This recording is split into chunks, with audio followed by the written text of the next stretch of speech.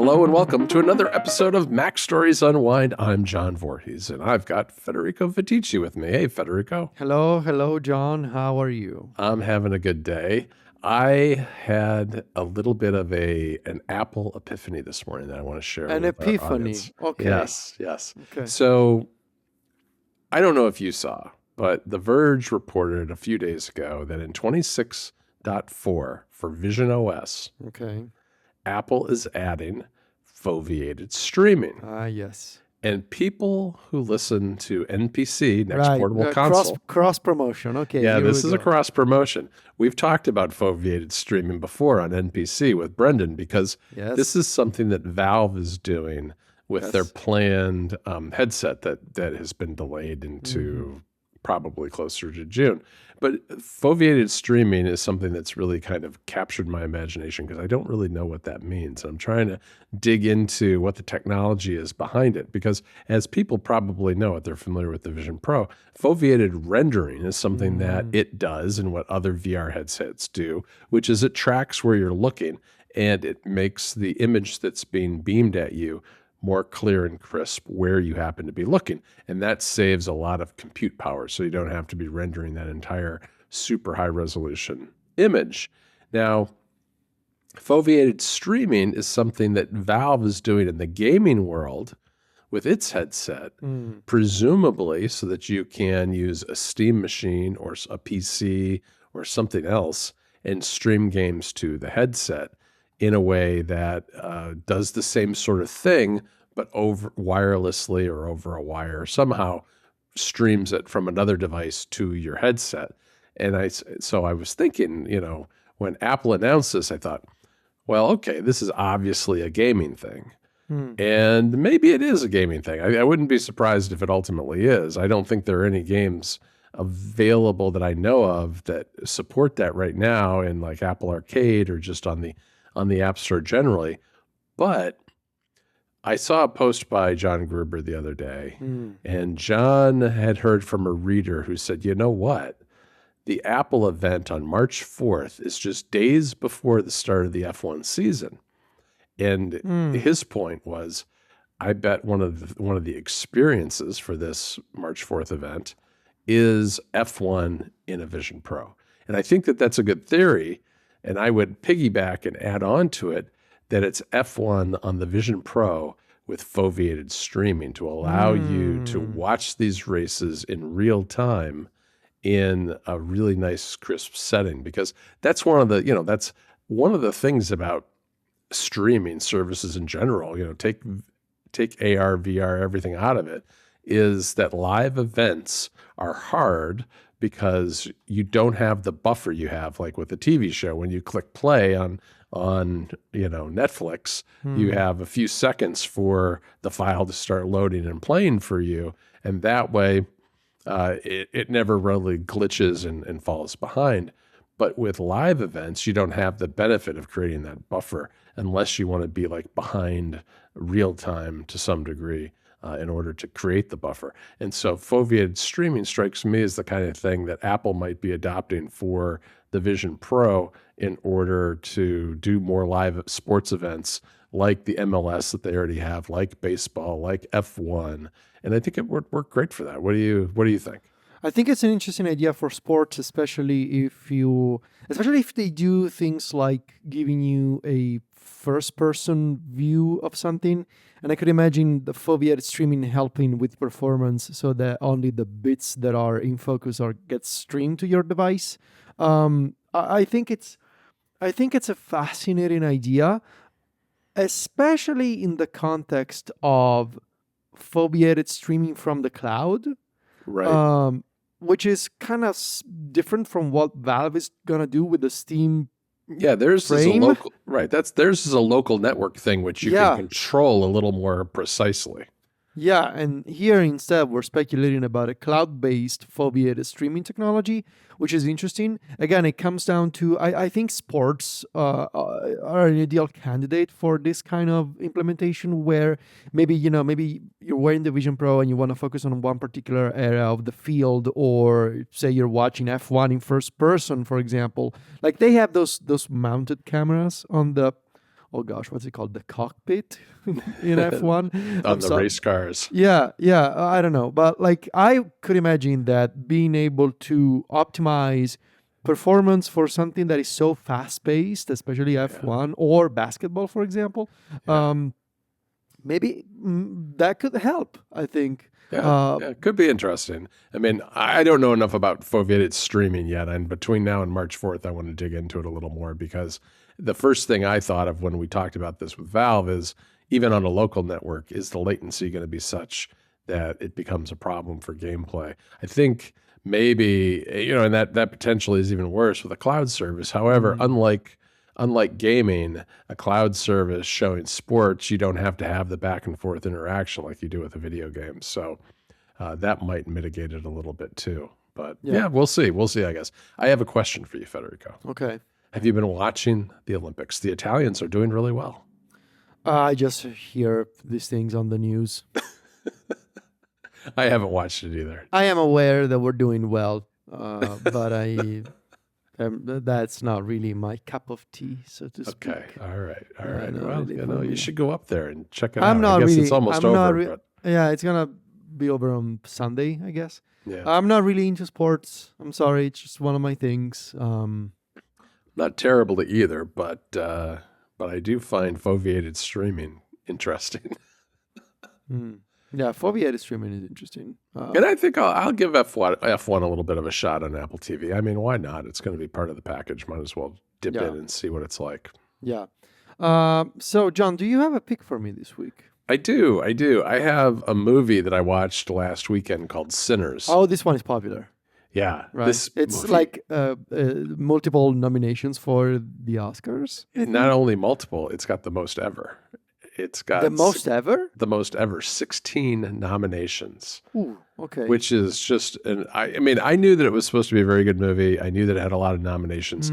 That was about all I knew. I had a vague, feeling that it was some kind of horror movie, and it kind of is. It's a really hard to describe movie in that it's a period piece set in 1932 in Mississippi, and it's about two brothers who are both played by Michael B. Jordan, right? Okay. Yeah. And so they do a very good job of this, and he does a fantastic job playing himself, playing two brothers who are in scenes together like the whole time, the whole movie practically.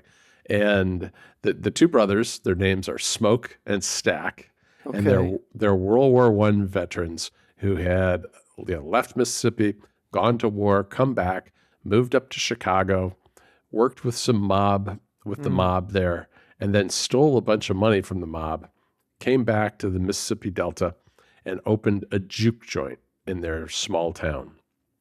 And and then they team up with their cousin, who's like an aspiring guitarist, blues guitarist, and they open up a juke joint. And the very first night, the cousin is playing the blues and everybody's really enjoying themselves. And then some people show up and they're like, we want to come in. They're white and everybody in the juke joint is black, and they don't let them in.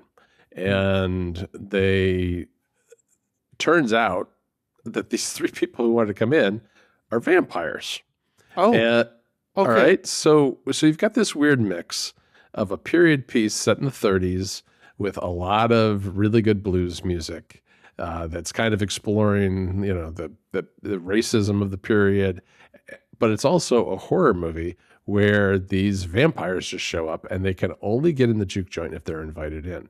And so the rest of the movie is the battle between the people who are in the juke joint and the vampires who are outside, which is a growing crowd over time.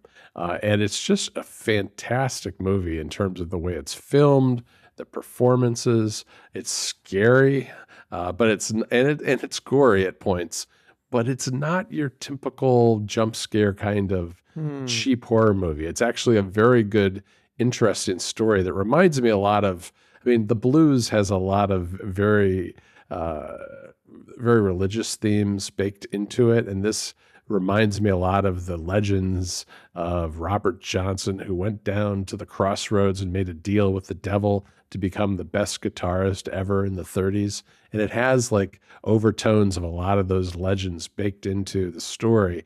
And one of the things that I really liked at the end is the guy who is the cousin, who's the blues guitarist. They show him much later in life when he's like in his 80s, and they show him playing in a blues club in Chicago. And the person who plays him as an older man is Buddy Guy, who is a very legendary blues musician in Chicago that has his own like blues bar and things there. And it's just like a neat way to kind of tie together this period piece where the blues is just forming and picking up steam to the present day. And it's all tied together with vampires, which is really weird, but it works somehow.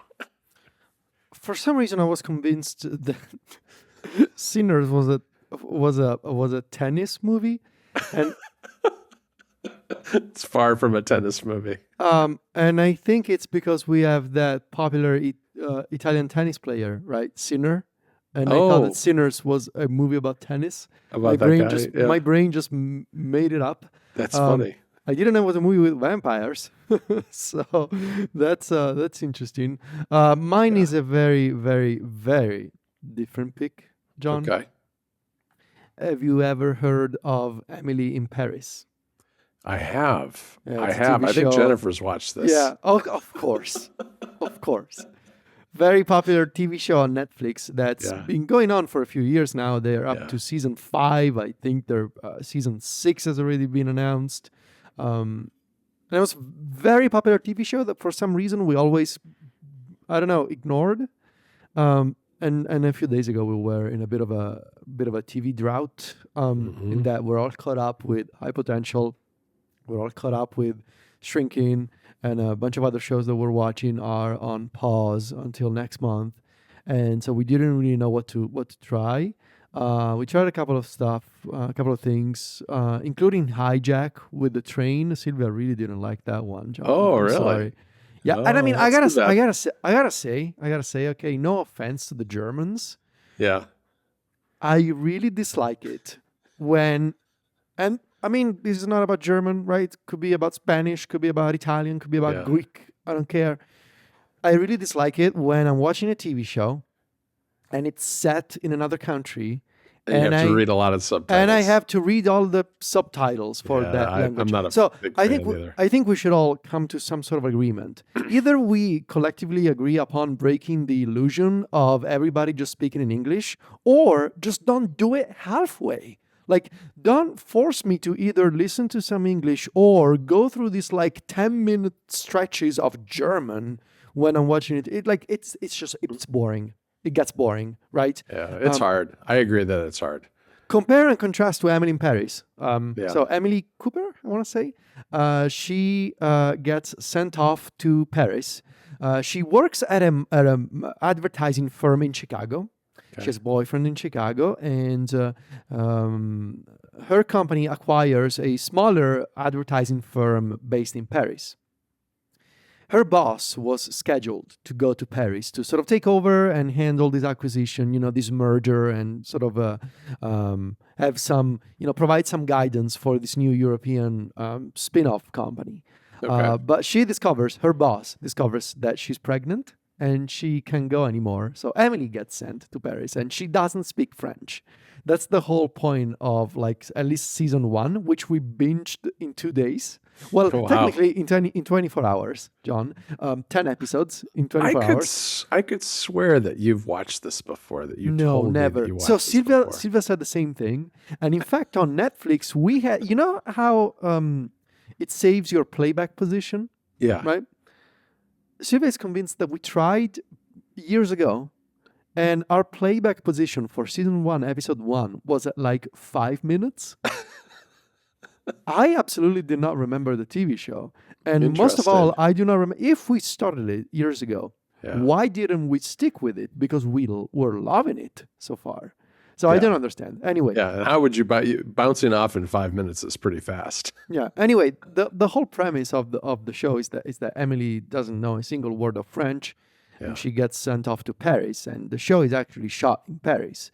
And so you got that perspective, like the American girl coming to Europe and being, in awe of all the things European, which is funny from my perspective because like Sure. there's this scene like the first time she takes a bite of a not a croissant, a pain au chocolat, which is a kind of like a different shaped croissant with chocolate inside. Yep. And she's like, her mind is blown.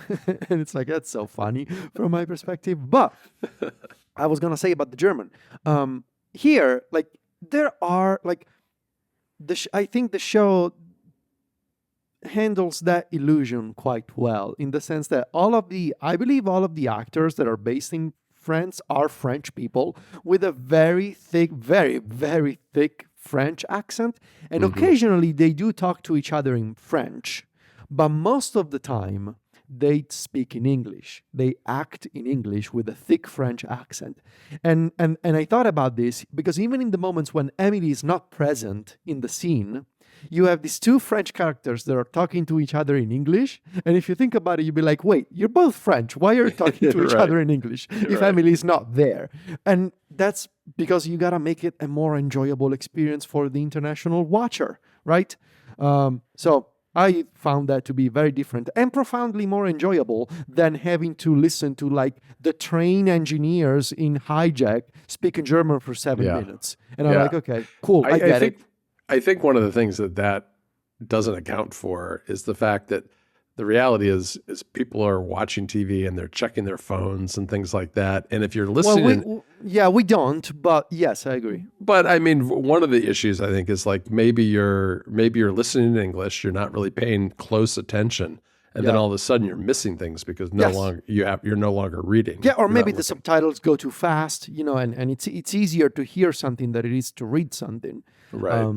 And so, anyway, we're really enjoying Emily in Paris. Fun, lighthearted sort of workplace, not even a drama, workplace comedy thing. It's a story, it's a story. It's kind of you can see the influences of Sex and the City. Obviously, like it's very much inspired by that, and it's got that workplace comedy style. Yeah, it's a little bit of like the fish out of water type story. Fish out of water type story mixing with Sex and the City, some elements of of Mad Men. It's also about advertising, and Emily, she's also in charge of the social media, so she comes up with all of these Instagram campaigns for the advertising firm. And so I find it to be very enjoyable. I have already spoiled myself. I know that the last season so far, it's set for some reason in Rome. It was a big deal a few months ago when Emily in Paris became Emily in Rome, apparently. So I'm looking forward to getting to that point. But I don't know why we never started this before. Really liking it. Binged season 1 in 24 hours. Yeah. Highly recommended. There's a TV show that was shot right around here, like another town over, called Hunting Wives, which I don't know if you've ever watched. Wait, are they wives who are hunting, or is it a guy hunting wives? It's why. Well, see, that's I wasn't sure either. I thought it was like the Real Housewives. It's not Because like that. there are two very different things, John. I know it's a drama, and it's not about guys. It's more about the wives. And I don't recommend it really, though. Jennifer and she started watching it because she wanted to see the scenes of like the town nearby.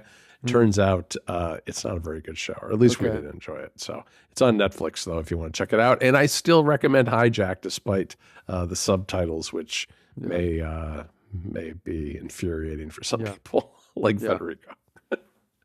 Slightly annoying, yes. Yeah. All right, everybody.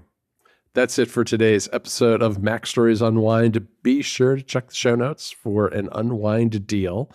Apple is starting to ramp up their deals again, so there's some interesting new collections of movies and things coming out. So check that out as well. And in the meantime, visit MacStories.net to see what Federico and I are up to, or check us out on social media, where Federico is at Viticci, that's VITICCI, and I'm at John Voorhees, JOHNVOORHWS. Talk to you next week, Federico. Ciao, John.